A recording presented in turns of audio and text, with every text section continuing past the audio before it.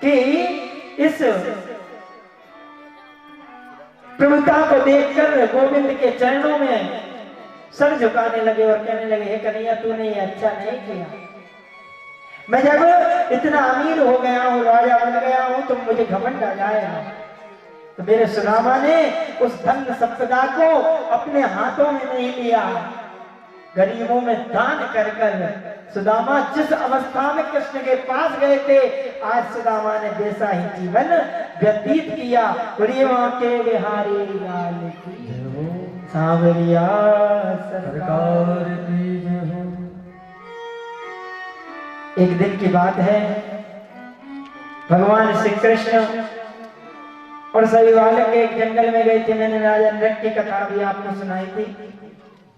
उसमें भगवान श्री कृष्ण ने अपने पुत्रों को यह सलाह दी थी कि कभी संतों का दिल मत दुखाना, कभी ब्राह्मणों का दिल मत दुखाना, कभी ब्राह्मण का अपमान मत कर देना। और जिस दिन ब्राह्मण और संतों का अपमान कर दिया, उस दिन उस घर परिवार में कितने ही यज्ञ हो जाए महाराज, कितने ही अनुष्ठान हो जाए, वह यज्ञ अनुष्ठान कुछ नहीं है। अगर किसी के घर कोई भूखा आ रहा है तो भले ही आप उसकी भूख की पीड़ा ना पिटा सको, मगर कभी उसे भगाना मत, कुछ ना कुछ अपने द्वार से उसे देना आवश्यक। भगवान श्री कृष्ण ने इस प्रकार समझाया है, और जब समझाया है तो एक दिन शाम आदि ने सप्त ऋषियों की अवहेलना कर दी है। शाम के पेट में एक कढ़ाई बांधी है और बांधकर नारी के वस्त्र पहनाए हैं, और ऋषियों के पास जाकर भगवान श्री कृष्ण के पुत्र पूछते हैं कि इस नारी के गर्भ से क्या उत्पन्न होगा। तो समस्त ऋषि कहते हैं कि इस नारी के गर्भ से ऐसा मूसल उत्पन्न होगा जो कि तुम्हारे वंश का नाश कर देगा। इसी के साथ मेरे गोविंद का सब परिवार उसी मूसल के बाणों से, तीर से, कमान से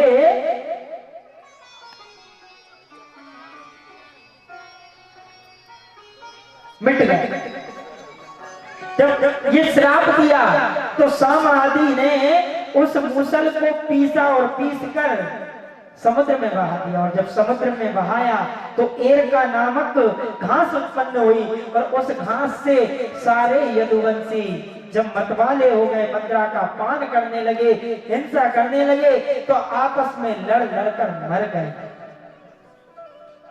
और जब मरे महाराज, तो भगवान श्री कृष्ण के जो परम मित्र हैं, जिनका नाम है अर्जुन, अर्जुन से भगवान श्री कृष्ण कहते हैं कि ये द्वारका है ना, ये द्वारका जलमग्न होने वाली है, इसलिए तुम इन गोपियों को वृंदावन ले जाओ।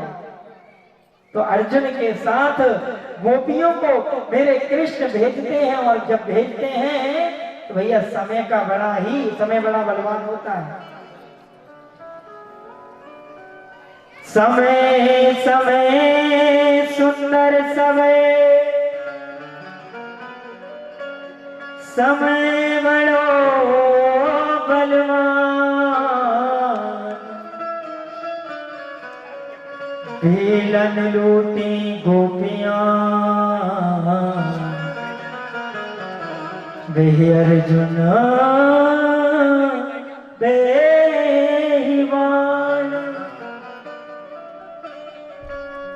इस प्रकार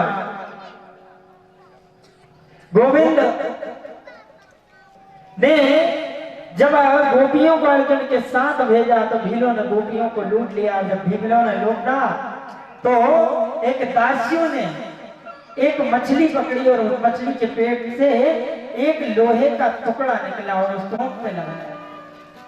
एक वृक्ष के नीचे मेरे कन्हैया अपने पैर के ऊपर पैर रखे हुए बैठे हुए हैं, और जब पैर के ऊपर पैर रखे हुए बैठे हैं तो नर्क सा प्रतीत हो रहा है उस दासियों के लिए। उस दासियों ने अपने बाण को साधा, और बाण को जैसे ही साधा महाराज, तो मेरे कन्हैया के पैरों में वह बाण मारा, और मेरे कन्हैया के पैरों में जब बाण मारा, दासियों मृग समझकर बाण मारा है, कन्हैया के पास आया है कि मैंने मृग को मार दिया। वहां जब कन्हैया दिखाए तो चरणों में गिर गया, कहने लगे प्रभु मुझसे बहुत बड़ी भूल हुई, मैंने मृग समझा था, मृग समझकर मारा है। कहने लगे ये तुम्हारी भूल नहीं, ये तो तेरा एक ऋण रह गया था मुझ पर, जो कि मैंने द्वापर में आकर इस ऋण को उतारा है। कौन सा ऋण? अरे मेरा वह ऋण रह गया था जब मैंने राम अवतार में धोखे से बाली का वध किया था, इसलिए तू दास्यु बनकर आया है और आज मैंने उस ऋण को उतारा है। भगवान किसी का ऋण कभी नहीं रखते। और आप सभी भी मेरे साथ जिस प्रकार से सुखदेव जी राजा परीक्षित को भागवत का अंतिम श्लोक श्रवण करा रहे हैं, आप लोग भी इस अंतिम श्लोक को मेरे साथ बोलेंगे।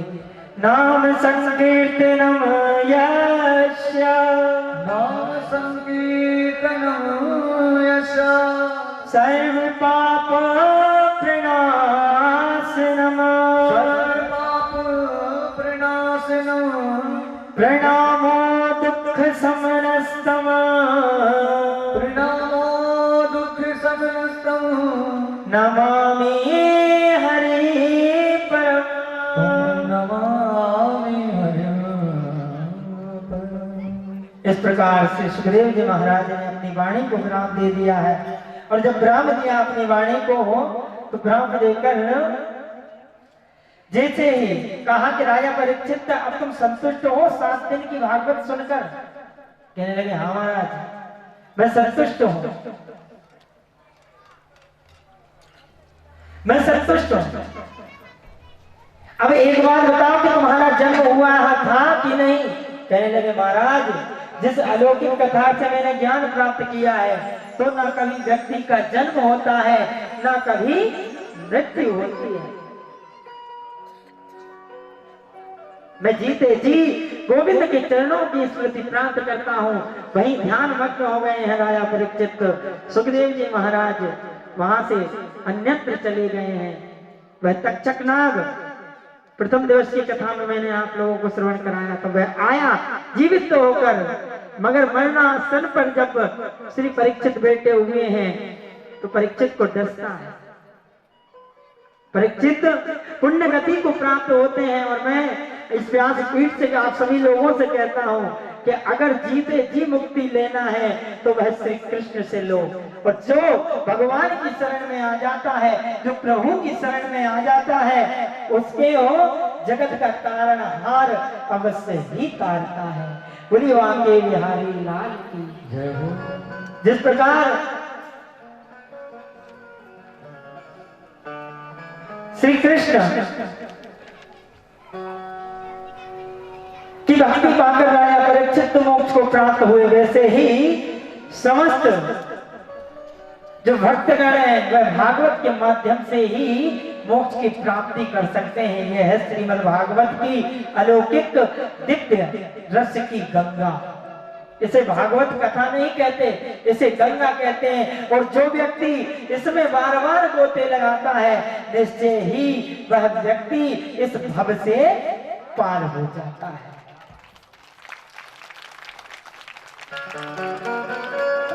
प्रश्न ये नहीं है कि हम कथा कितनी बार सुनते हैं, प्रश्न ये है कि हम इस दिव्य कथा में कितनी बार गोते लगाते हैं। और जो जितनी बार गोते लगाता है ना प्यारे, उतनी ही बार वह तरता जाता है, तरता जाता है। एक बार नहीं अपितु बार बार इस अलौकिक गंगा का रसपान करना चाहिए, इसे पीना चाहिए। के हरि लाल की वो तेरी तस्वीर दिल में कन्हैया,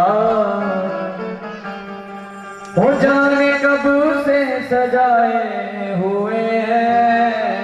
तेरी तस्वीर दिल में कन्हैया, जाने कब से सजाए हुए हैं। तेरी तस्वीर, वो तेरी तस्वीर, तेरी तस्वीर दिल में कन्हैया, हो जाने कब से सजाए हुए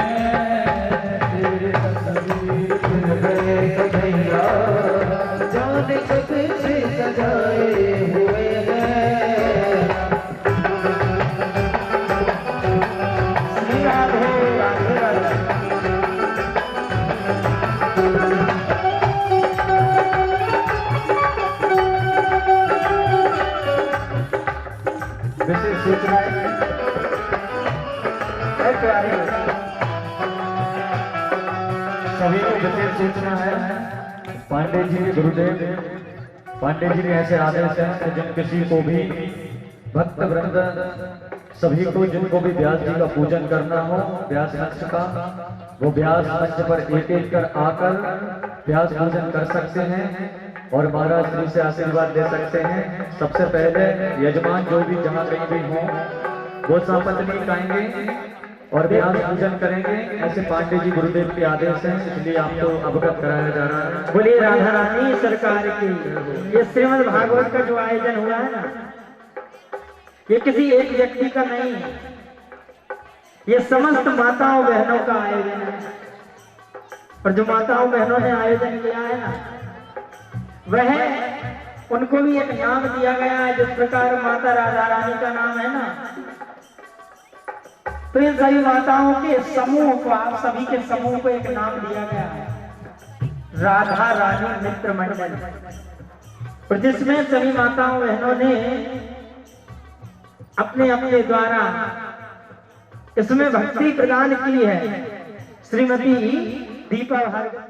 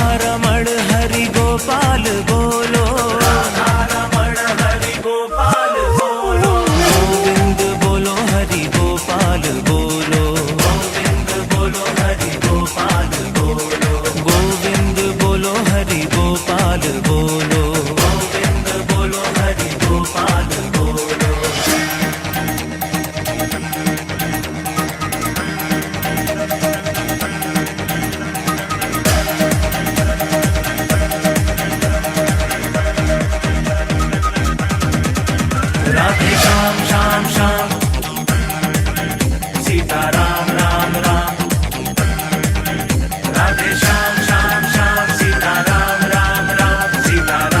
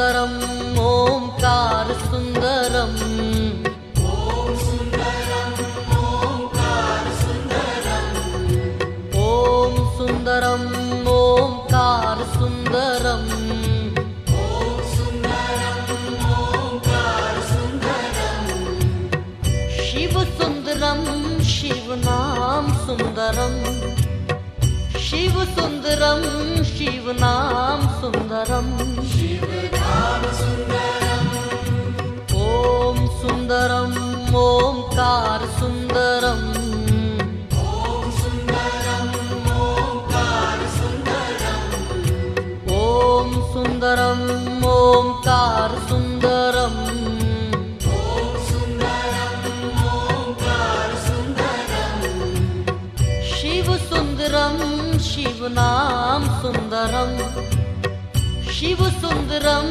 शिव नाम सुंदरम शिवनाम सुन्दरम्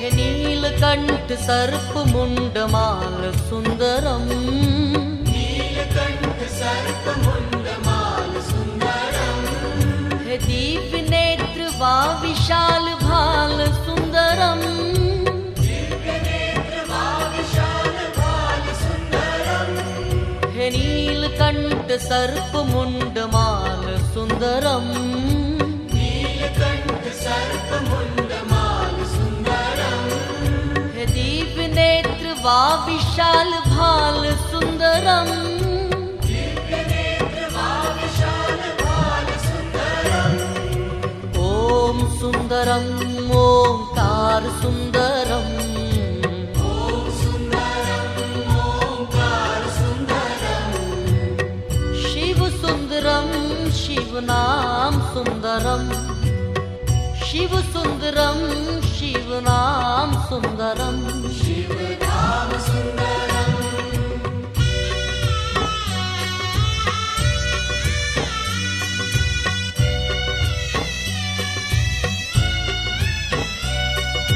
सृष्टि के आधार मूलाधार सुंदरम सृष्टि के आधार मूलाधार सुन्दरम् हे रुद्र विरूपाक्ष भयाहार सुंदरम रुद्रविरूपाक्ष भयाहार सुन्दरम् सृष्टि के आधार मूलाधार सुंदरम सृष्टि के आधार मूलाधार सुन्दरम् हे रुद्र विरूपाक्ष भयाहार सुंदरम रुद्रविरूपाक्ष भयाहार सुन्दरम् ओम सुंदरम ओंकार सुंदरम ॐ सुन्दरं ओङ्कार सुन्दरम् शिव सुंदरम शिव नाम सुंदरम शिव सुंदरम शिव नाम सुंदरम शिवनाम सुन्दरम्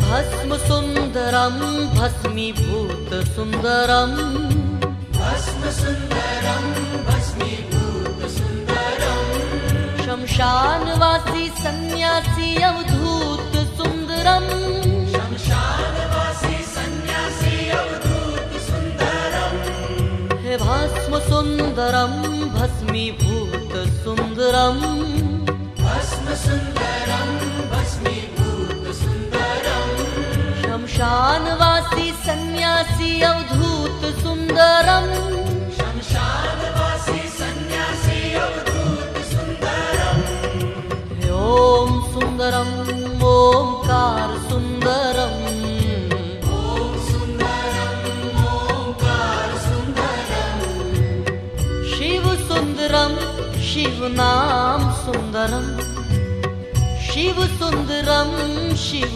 नाम सुंदरम शिवनाम सुन्दरम्